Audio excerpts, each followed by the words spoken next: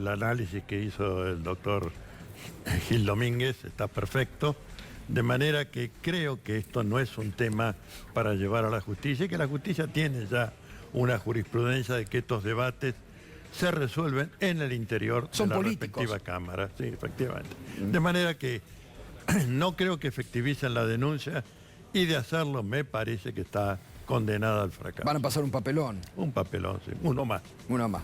Bueno, lo hemos traído hoy al doctor Eduardo Barcesat, porque ustedes saben que en este programa la doctora Bettina Stein empezó a desarrollar algo que ha aprendido mucho en la sociedad, que es que, basado en algo que ella personalmente tuvo en su momento en una demanda contra el ex dictador Macera, a quien le hizo pagar con su patrimonio personal y la justicia le dio la razón por desaparecido durante la pasada dictadura militar, la doctora Bettina Stein, que analizó muchísimo el tema, le pasó la posta ahora al doctor Barcesat, dice: en virtud de lo que pasó acá en la Argentina, con Macri, Duhovne y otros integrantes del gobierno, tomando el préstamo al Fondo Monetario Internacional, hay que demandar el Estado para que paguen con su patrimonio los prejuicios o perjuicios que esto ha ocasionado a la Argentina. Más o menos así, ¿no? Es correcto, es muy correcto, y quiero aclarar que desde el inicio mismo de la gestión Macri me refiero tanto con el acuerdo con los fondos buitres como con los posteriores actos de contratación de deuda, hemos denunciado a Macri y el elenco del Ministerio de Hacienda, de Finanzas, etcétera, que intervino, porque todo eso se hizo por fuera del marco de facultamiento legal que establece la Constitución. ¿Y quién tiene esa causa, doctor? Esa causa la tienen dos jueces. Uno, primero, el doctor Casanelo, con intervención de la Fiscalía Delgado, abarca el arreglo con los fondos buitre y los actos de contratación con acreedores financieros privados hechos por el gobierno Macri. Que les pagaron una suculenta comisión. Aparte de eso sería lo de menos, pero claro, todo lo que hicieron. Y el otro, el del Fondo Monetario Internacional, lo tiene el juzgado 5, con intervención de la Fiscalía 5 del doctor Picardi, quien ha pedido un requerimiento de instrucción realmente muy valioso porque agota lo que debe ser la explicación que tiene que darse, y ahora la tiene que contestar este gobierno, sobre qué se recibió, a qué se destinó y por qué este acuerdo no se llevó al Congreso de la Nación en cumplimiento de lo que establece el artículo 75. Qué importante esto, porque esto no ha tenido mucha difusión, doctor. Bueno, lamentablemente no, pero es cierto. ¿Y avanza entonces eso? Avanza, y yo Esto creo... ha sido un requerimiento muy importante. Falta ahora solamente una respuesta, hace 2 o 3 días que estuve en el juzgado, una respuesta de la Corte Suprema que tiene que enviarle un expediente al juzgado para que acople eso también como documentación.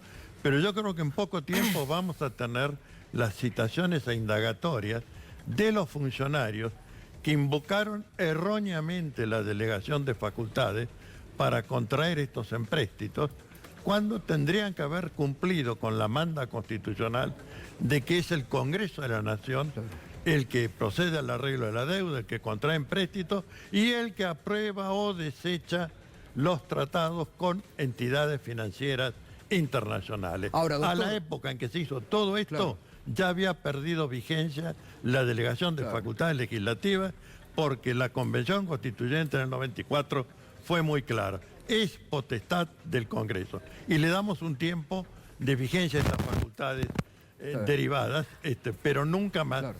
Ahora, doctor, esto que usted está contando en detalle, que reitero, la verdad que no se conocía y que tiene ya un avance judicial, sumado a lo que el propio fondo acaba de decir, que la deuda no es sustentable, entonces está en condición el Estado argentino de demandarlo a Macri y a Duhovne. Aquí están reunidos los dos requisitos. Falta de legalidad, porque no era competencia del órgano ni procedimiento adecuado, y contenido insusceptible de ser validado, porque por lo que ha dicho el fondo y por lo que todos conocemos, esto no se dedicó, el aporte del Fondo Monetario Internacional, a proyectos de infraestructura, de desarrollo, de crecimiento regional, como se invoca en la fundamentación del acuerdo, sino que se destinó a, primero, pagar deuda, fuga de capitales, y luego, seguramente, ya se verá, campaña financiera del gobierno Macri. De Bueno, manera porque básicamente lo que se vio, que el fondo financió la campaña electoral del macrismo. Pero por supuesto, así ha sido. Así ha sido porque tenían un gobierno que hablaba mal de Venezuela y que pedía la intervención y que iba a ir a La Haya a denunciar violación a los derechos humanos. Bueno, todo eso fue retribuido, entre comillas, pero ahora lo tiene que pagar el pueblo argentino. Total, bueno. Pero ese pueblo argentino tiene que hacer valer sus derechos y exigir que lo que está puesto en la Constitución Nacional sea cumplido. Ahora, doctor, Porque para eso se reformó en el 94 y se puso especial énfasis. De manera que no creo que resista el más mínimo control de legalidad esos actos de la gestión Macri. ahora, todo esto es 4 años después. Digo, da la sensación de que la justicia recién toma la iniciativa cuando cambia el gobierno y cree que cambió políticamente la ecuación de poder, lo cual hace pensar de que pueden estirar la decisión otros 4 años y esperar a ver qué pasa en las próximas elecciones. Me atrevo a vaticinar que no va a ocurrir. Me atrevo a vaticinarlo. Y creo que hay fundamentos para decir esto. Yo señalo y destaco una contribución que hubo en el primer expediente, el de los fondos buitres, del arrepentido ex CEO del JP Morgan, Hernán Arbizu, que se presentó espontáneamente a declarar en el expediente. No lo citamos nosotros, se presentó espontáneamente y dijo: el 85% de la titularidad de los fondos buitres es de argentinos. Y empiecen a investigar, empezando por el señor Alfonso Praquey.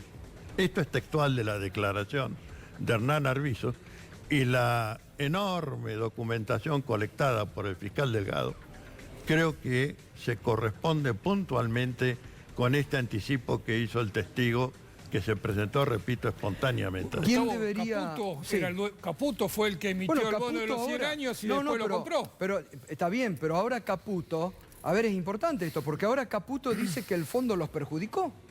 Bueno.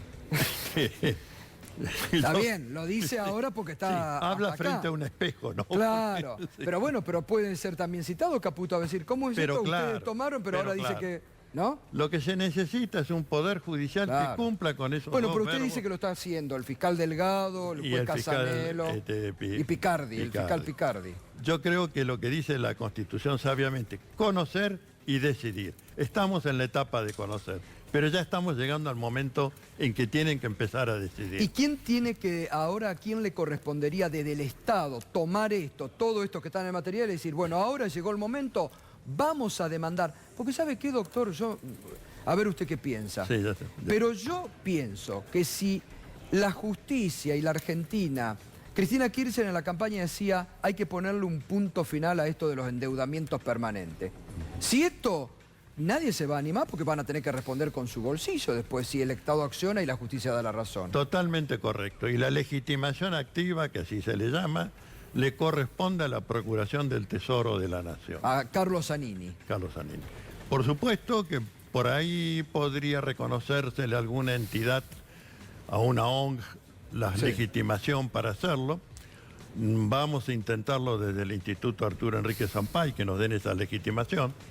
Pero a quien le compete, sin ninguna duda, ningún debate, ni biblioteca de la izquierda que diga una cosa, ni biblioteca de la derecha que diga otra, es a la Procuración del Tesoro. Es una tarea enorme, pero es una tarea que alguna vez Hay que los hacerla. argentinos vamos a tener Sí, que hacer sí. para vivir con dignidad Exacto. y con soberanía. Y evitar que después vengan de nuevo los Macri, los Duhovne, nos vuelvan a endeudar y seamos nosotros Por los que supuesto. paguemos el pato de la boda. Por supuesto. Basta de esto.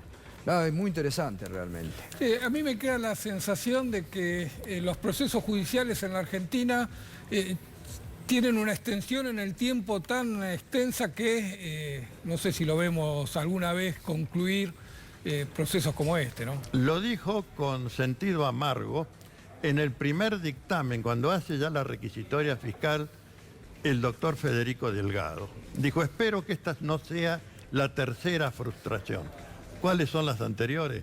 La de la denuncia del periodista e investigador Alejandro Olmos, primera frustración porque cuando se llegó a la sentencia ya había prescripto la acción penal. Después la del megacanje, que prescribió dejando a Sturzenegger y otra serie de personajes nefastos de nuestra historia económica libres de culpa y cargo. Y esta podría ser la tercera, que él lo dice desde el primer dictamen, en abril del 2016. Bueno, espero que estén dadas ahora las condiciones objetivas y subjetivas para que no sea así, para que tengamos justicia y para que vivamos, sintamos como socialmente obligatorio el texto de la Constitución Nacional. Una de las cláusulas más señeras que se puso en la reforma del 94 es la del artículo de obediencia a la supremacía constitucional. Y yo quiero decir con todas las letras que cuando una autoridad con legitimidad de origen apropia, usurpa las potestades de otros, en este caso el Ejecutivo respecto del Congreso, la Constitución deja de regir en la misma medida. Y esto tenemos que ponerle un punto final, ¿no? Doctor, gracias como siempre, ¿eh? Hasta pronto. Muy amable. Gracias.